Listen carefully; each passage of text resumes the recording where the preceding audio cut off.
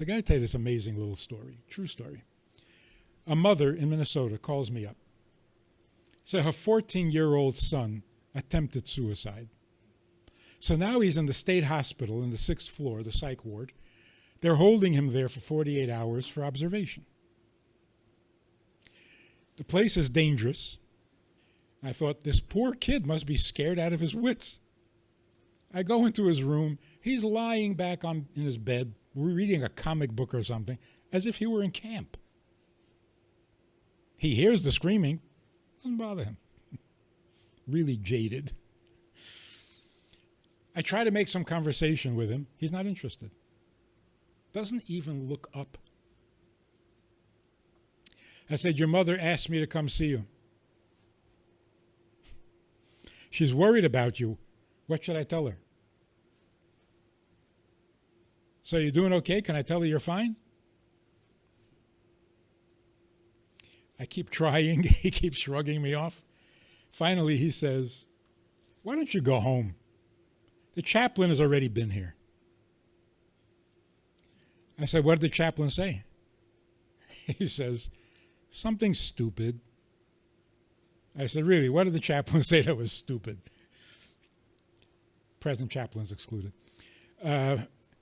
He says, the chaplain said I shouldn't kill myself because God loves me. I said, that's stupid? He says, yeah. I said, I agree. I can't imagine God loves you. You're an obnoxious brat. He looked up. And he says, yeah? Like, what's your point? I said, God created you. Obviously, he needs you. There's something you can do for him that nobody else can. Otherwise, he wouldn't have created you. So I think he's stuck with you. I don't think he likes you. There's nothing to like. He says, well, what if I don't want to do what he created me for? I said, that's called freedom of choice. That's the choice you need to make. You want to fulfill the purpose for which you were created, or you don't want to. Say something. Take a position. Say yes, no, I want, I don't want. Conversation didn't go much further than that. But I learned something really, really amazing. The chaplain's answer was stupid. For a very simple reason. This kid tries to kill himself. What is he telling you? What is he saying to the world? I can't pay my mortgage? Why is he killing himself? He's 14. He tried to kill himself along with a friend. They made an activity out of it. Because he doesn't feel like he's necessary. So why not? What's the difference? Now the chaplain comes and says, no, don't kill yourself. God loves you. Do you hear what the chaplain is saying? He's saying, fine, you're not necessary. You really are not necessary. You're right. But don't kill yourself. God loves you. Wait a minute. If I'm not necessary, but you love me, that's why I should live? What am I, your pet? For a gerbil, that would work. Nobody needs a gerbil, but they're cute. That's what the chaplain was saying to him. You're not necessary, but God finds you cute. Hang around for his entertainment. Not a good deal for a human being. Conclusion of the story, we need to be needed much more than we need love. Which means very simply, I need to be important to you more than I need you to take care of me.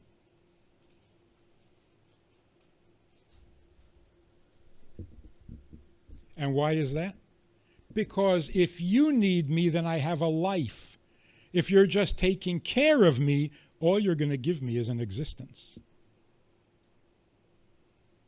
And that's depressing. The scientific definition is, in order to exist, you have to occupy space. If you take up space, you exist. If you don't take up space, you don't exist. And that's true of everything in the universe, in the physical universe. Air takes up space. You can't force more air into a place that already has air, or you're going to blow it up. A thought in your head takes up space. Of course, it takes up brain space. But you can't have two thoughts at the same time. An emotion in the heart takes up space. That's why when you're feeling, we say the heart is full. Everything takes up its space and doesn't allow another of its type in that same space. So a book on the shelf takes up space, a rock takes up space, water, fire, air, they all take up space. So existing is not a very pretty picture, just to begin with. Because you exist by taking up space, which means you don't allow another person into your space. You can't sit in the same chair with somebody else. So what does it mean to exist? I've got my space, you go find yours. Or it gets even worse. When you're taking up space, which is really like ego space, this town ain't big enough for the two of us. This is either my town or your town. It can't be both. In addition to that, you also make demands. I need food, I need drink, I need protection, I need security, I need a roof over my head, I need a job, I need money, I need... That's what it is to exist. Now, suppose you have your own place. You have your space. And you have food, and you have drink, and you have security, and you have a roof over your head, and you're comfortable, it's not too hot, it's not too cold. Perfect, right? What have you accomplished? Absolutely nothing, because tomorrow you're going to have to do it all over again. Tomorrow you're going to occupy space, you're going to need food, you're going to need drink, you're going to need... So all you accomplish when you succeed in existing is that you'll exist again tomorrow. And then the next day, and then the next day. Sometimes what is good for my existence is not good for my life. Like, for example, I was here before any of you walked into the room. I had the whole room to myself, which is a great existence. My space was unchallenged. Then you walk in, and you ruin my existence. Now only a fraction of this room is my space. So of course I hate you. Why wouldn't I? On the other hand, I'm really glad you came up, because talking to an empty room, you know, they take you away. It's not a life. So I love you for coming, because you really make my life a life. All right, I also hate you for ruining my existence. So now I'm a little conflicted. I don't know if I should love you more or hate you more. So when it comes to a clash of existing and living, what should my choice be? Of course, I should give up the existence and choose life. Now we'll understand. When we feel like we have an existence without a life, we can't take it. Existence without life is unbearable. Because to the human being, just to exist and take up space and demand food and drink, that's so depressing. which explains what depression is. What does it mean a person suddenly is depressed? And I'm not talking about hormonally or clinically, just in the mood. What happened? Well, you see, existing is by its very nature a little depressing. If you put a lot of energy into it, you worry about your existence, you fight for a better existence, you work towards a bigger existence, it gets heavier. And eventually it is so heavy, just existing crushes you. It's too heavy to carry. You can't get up, you can't get involved in a conversation, you can't answer a phone. It's too heavy. Your existence crushes you. So to put it in simple, familiar terms, if you think every song is about you, you're taking up way too much space. You have to occupy every song. If anybody is singing about anything, it's got to be about you. Whoa, too much. You're headed for a depression. If every conversation going on in the room is probably about you, you're taking up too much space. Rein it in. See, this explains what humility is. What's humility? You know, it's really nice to be humble. Really? What about having a good self-image? So a person says, I'm worthless, I'm nothing, I'm stupid, I'm a klutz, can't do anything right, got two left hands, whatever. Oh, wow, that's so humble. Yeah, but what's good about that? And yet, humility is probably the greatest virtue that there is. But now we'll understand it. Humility means I am not proud of my existence, because what's there to be proud of? I take up space better than someone else. There's nothing to be proud of. So if you find yourself proud of your own existence, humble it. It's silly, it's foolish, it's depressing, it's embarrassing. But nobody ever suggested that you humble life. Life, what you can do, the contribution you can make, there's nothing humble about that. That's magnificent. And even a moment of life is magnificent. Because in one moment you can make such a powerful improvement in yourself and the people around you. It doesn't take a lot of time to live. So living is the opposite of existing. It doesn't have any demands. And it is certainly not embarrassing. Nobody is ever ashamed of making a difference. Okay. So, to sum it up, existing means preoccupied with myself. I have needs, I have demands, I have appetites, gotta have what I need. Life is the opposite.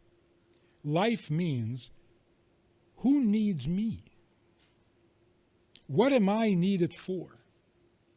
What difference can I make in your life or to God? That is basically the essence of the course. If we can break it down into its components, if we can work out practical application, how do you go about this? Like giving charity. Do you need to give charity? No, you don't need it. The reason you don't need it is because it's not necessary for your existence. Should you give charity? Yeah, you should, because then you have a life. So a poor man knocks on your door, starving, and he says, can you please give me something to eat? And you say, hey, I don't need this. The guy says, I know, I'm the one who's starving here. I need it. So would any decent human being say, well, if you need it, go find it. What do you want from me? I don't need to feed you. See, that's life. Life means you do things you don't need, but you are needed for. Somebody needs you, and now you're alive.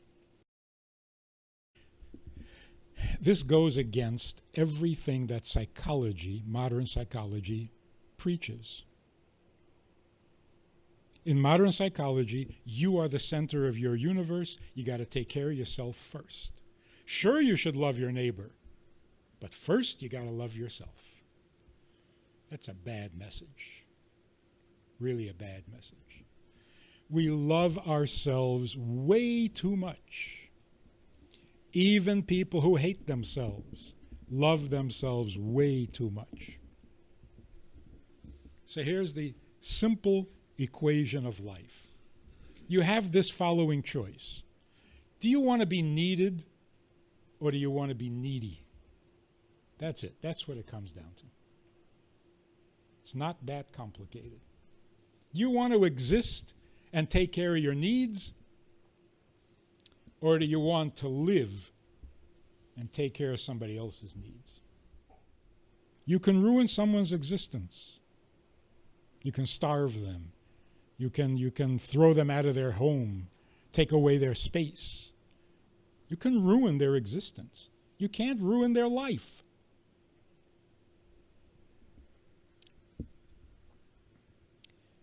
No matter where you are, no matter how bad your existence is, you can make a difference.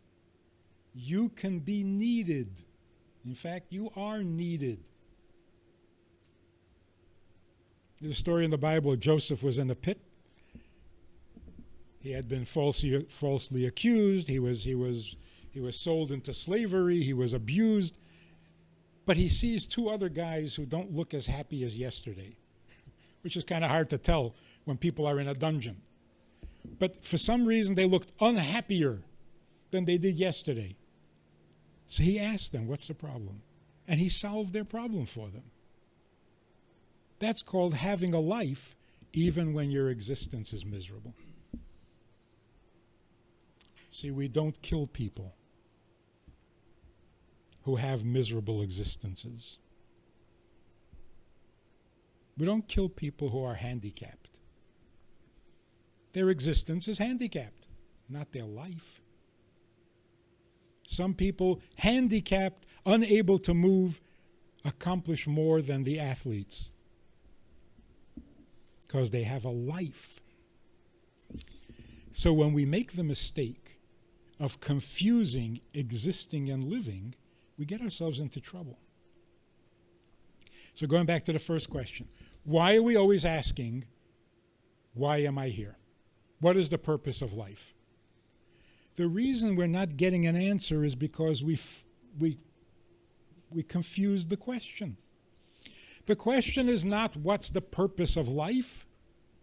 The question is what is the purpose of existing? Because existing needs a purpose. By itself, it's embarrassing and depressing. So anyone with a little sensitivity says, what am I doing here? Taking up space? Come on. There's got to be more. And the answer is, there is more. There's life. But when you get confused and you say, what is the purpose of life?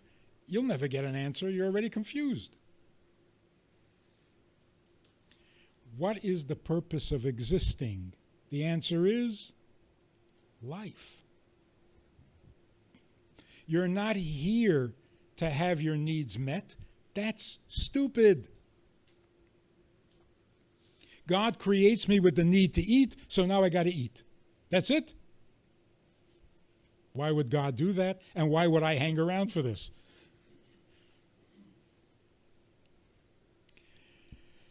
God created us because he needs us. And when we're nice, maybe he loves us also. But the main thing is we are necessary. We are needed. And when you feel needed, you don't feel so needy. That is the secret to life. Maybe when your existence is not so good, it actually forces you to live. That's the silver lining. So if you find yourself in a condition and in a place where your existence is really limited and confined, you almost have no choice but to live. And when you live, the existence is not so bad. It's worth it. Partner with Rabbi Friedman. Visit itsgoodtoknow.org/support.